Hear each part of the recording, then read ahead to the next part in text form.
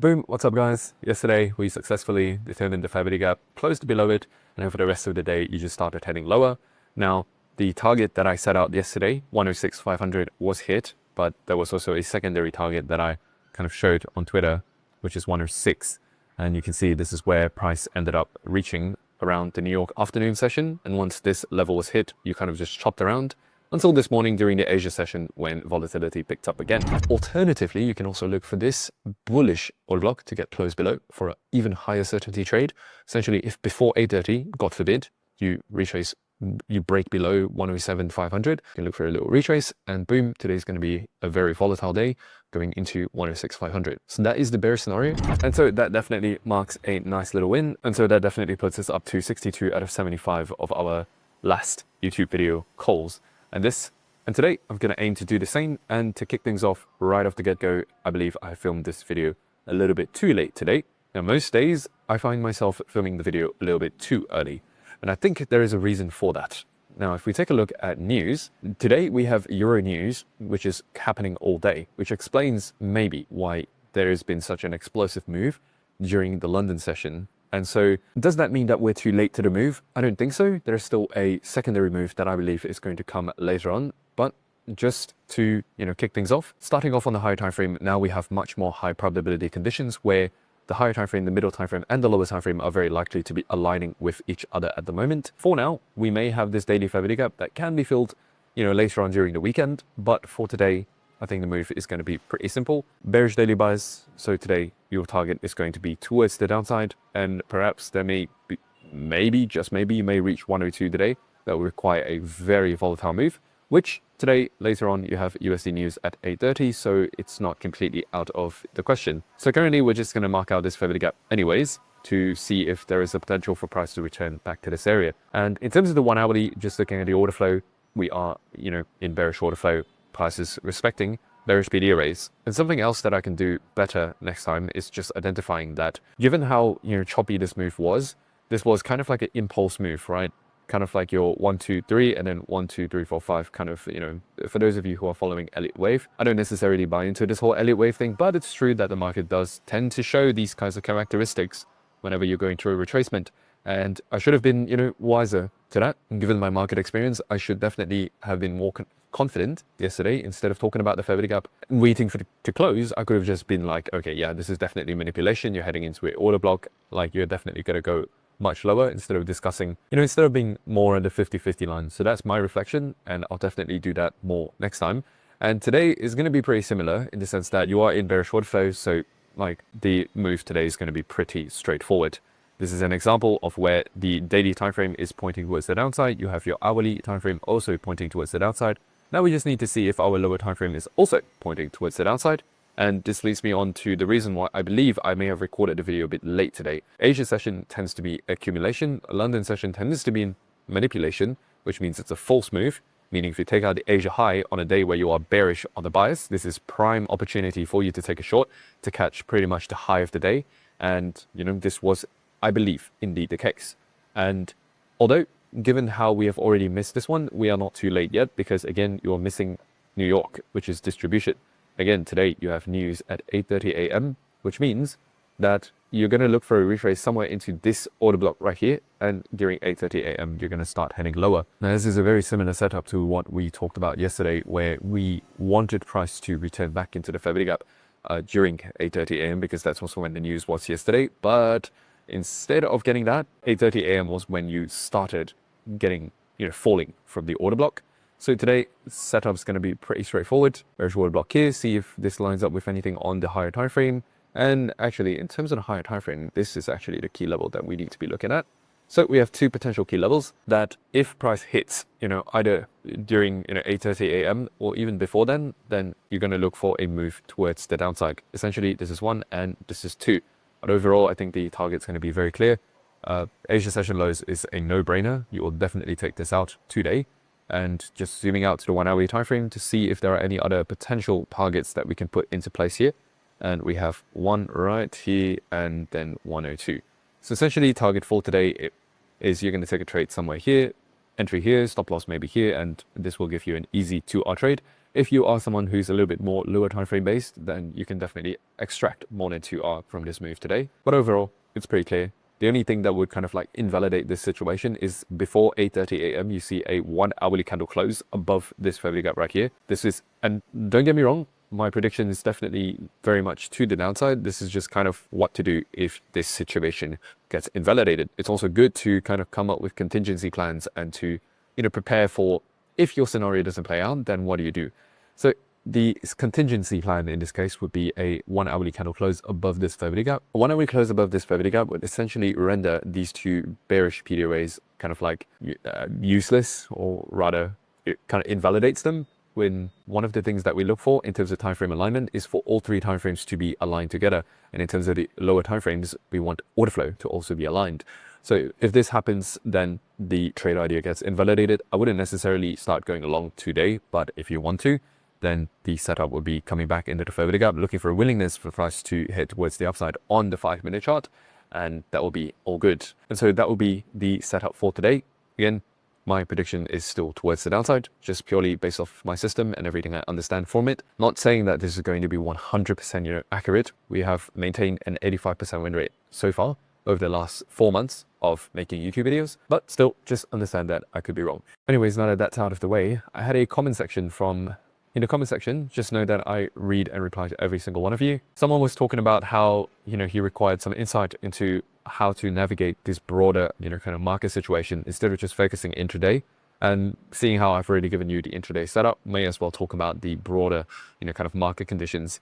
And to kick things off right now, overall, you're still very much in an uptrend, and this is likely to continue until, proven otherwise. The reason for this is you just have to study this, kind of move right here. High highs, high lows, every time people are shaken out, but in reality, it is just a retracement. Right now, because you have formed a new all-time high, that means that you can chop around. You can quite literally do anything from this range low to this range high right here. You can go up, down, inside, outside, left, right, whatever. Well, first of all, you are anticipated to break above this high, but as long as you do not break below this low, the uptrend is very much still intact. Which leads me on to another question. These two areas right here is going to be prime areas for you to get in on a retracement if you have missed this move so far. We draw a fib. This one at the bottom will definitely line up with a higher conviction entry, but this one is also valid. I think this one's going to be much more valid for short-term traders, for the videos that we make on this channel. Definitely a big opportunity for price to just retrace into here and just continue to move. This is a very, very likely possibility. In fact, this target that I drew out here, if today's candle closes bearish as well, then it's pretty likely that you will take out this low, and potentially fill in the fair value gap sometime during the weekends, Saturday, Sunday. Probably not on Saturday though, because Saturday tends to be a very low volatility day, but Sunday, do not be surprised. This will be like kind of area number one where you look to time your altcoin entries, time your Bitcoin entries. This is where you can get into a swing trade, just targeting the previous all-time high. Alternatively, if this starts getting closed below, for example, if you get a weekly close below this fair value gap, it means that you're reaching for the one that's lower. And if that is the case, that's where you kind of time your altcoin entries. If you get that, then this is prime time to, this is what you would call a generational bottom within a bull run, similar to how this was a generational bottom, and similar to how this one right here was a generational bottom. All of these are based off of fair value gaps. If you take a look there, and over here, you have a lower fair value gap right here that got filled. You have a higher one that got, that got filled, right? And you ultimately did, after filling this, you did get a short-term trade taking out the all-time highs. So perhaps we can see something similar, but then ultimately this will be the quote-unquote generational entry. Another thing to study when it comes to Bitcoin price action is if you take a look at just over the course of the last month or two, since April basically, the playbook for Bitcoin has been pretty simple, right? You range for like a couple of weeks and then you get an expansion. Range for 2 to 3 weeks, get an expansion. Range for a couple of weeks and then you get an expansion. At the moment, things are starting to look a little bit different in the sense that you are very clearly going through a retracement period at the moment, which is not out of the ordinary, because if we take a look at the overall just Bitcoin kind of movements, you'll see that after taking out some very key highs, you go for retracements, and that's fine. Like, take out key highs, go for retracement, take out key highs, you go for retracement. And that's fine. This is the markets. When you took out the previous all-time high, you went for a very long retracement. Once you, formed the new all-time high, you went through a very long retracement. Not saying that this time around you will get this kind of a long retracement, but just understand, in terms of the bigger picture, you can quite literally go down 10,000 bucks from here and you'll still be safe. In terms of the bull run, that's actually what you want, because you want to, buy low and sell high. And you can't really do that if the market's not giving you an opportunity to buy low and sell high. So that'll be the overall setup for Bitcoin. Just understand that the biggest tip that I could probably give you as of this current moment is to not confuse your short-term trades with your long-term trades. A lot of people panic over long-term moves when in reality they're thinking about short-term stuff. Like for us, it's really clear. I'm trading, intraday. This is my bread and butter. This is where I put food on the table. But to retire my bloodline and to retire, multiple generations, I'm putting the money that I'm making from the intraday trading into a separate account, right? There's a very pro tip. If you guys are only trading from one account, I highly recommend getting two, like for different purposes. That way, for example, if I'm taking a if I'm taking a short on Bitcoin, today our box is bearish, right? I can't really do that if I only have one account and I'm like, okay, I already have a swing trade long on Bitcoin. Like, what am I supposed to do with this short, right? It's kind of tough. So the best way that I found over the years is to segment your accounts, separately. Have an account for, your spot investing. Have an account for your swing trading if you want to do swing trading. Have an account where you have some money to do your intraday, scalps, the bread and butter, the stuff that puts food on the table. And for me, I even take it one step further. I am exposed to the Forex and the traditional markets as well. And so I have separate accounts for, just taking traditional market trades.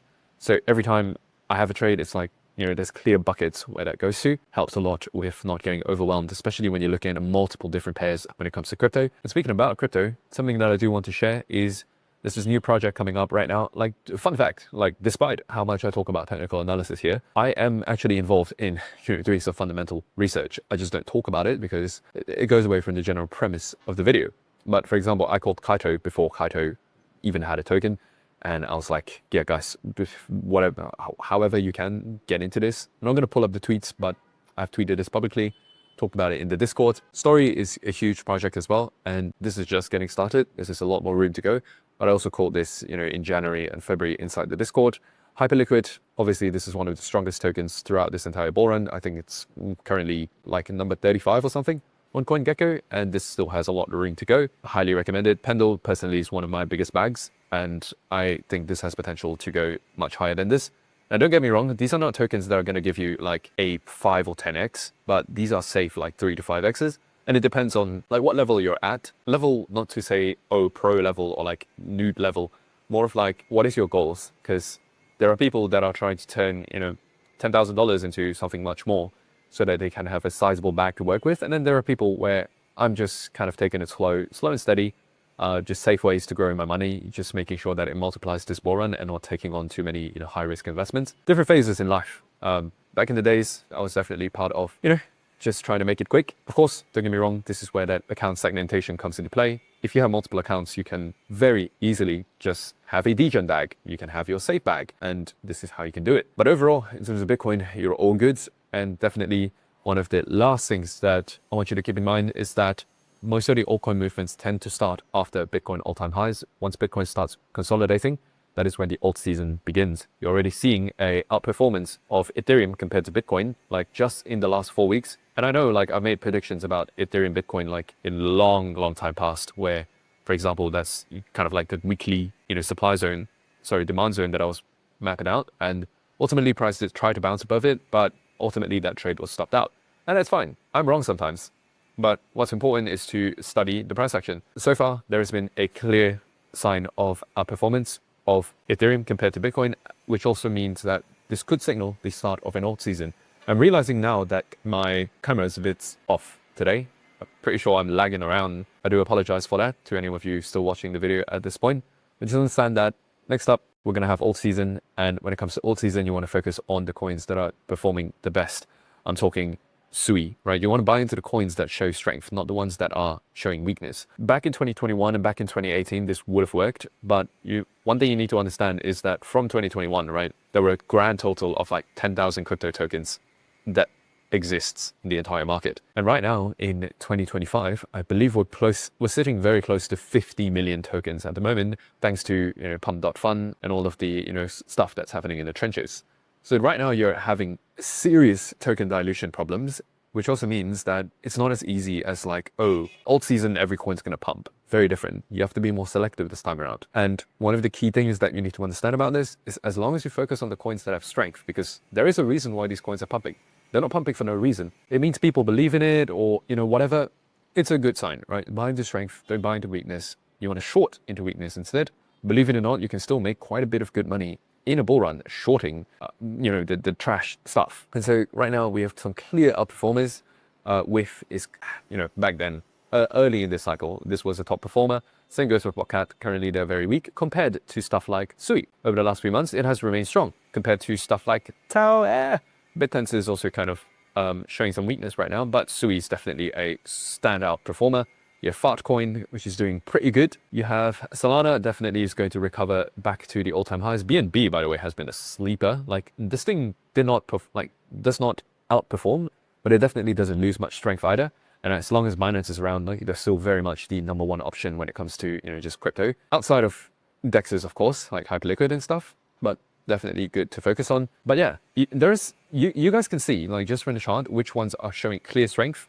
Kaito, for example, I talked about this. I'm one of the biggest proponents for Kaito. Like, you have stuff like Hyperliquid, which is clearly something new, something big. They have a clear use case, and they're performing much better than all of the other ones out there.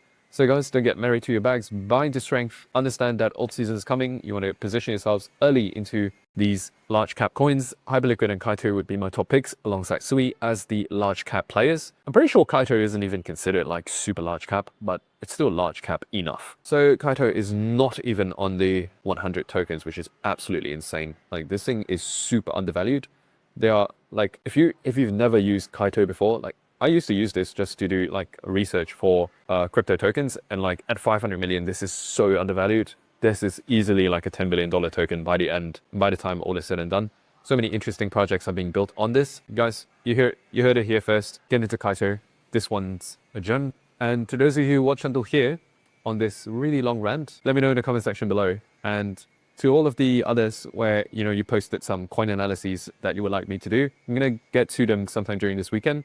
So if you have any other coins that you would like me to do, just leave it down in the comment section below, and I'll try to get to them throughout the weekends. And you'll see kind of like a big video where I go through stuff that's worth looking at, stuff that's potentially not so worth looking at, or just, we're just going to go through it. Oh, and one last thing. Yesterday, we had a call with the bootcamp guys, and we managed to, we had quite a little special moment because we saw Dustin get funded for 100K live on the Zoom call. It was a pretty special moment. To those of you who would like to work with me one-on-one, yes, me and you one-on-one to get funded and to ultimately go full-time into trading. Stop wasting your time on all of these BS YouTube videos and, all of these other programs, and to actually just get a result in the next 60 days. First, feel free to click the first link in the description box below. We'll start our next intake in about 2 to 3 weeks.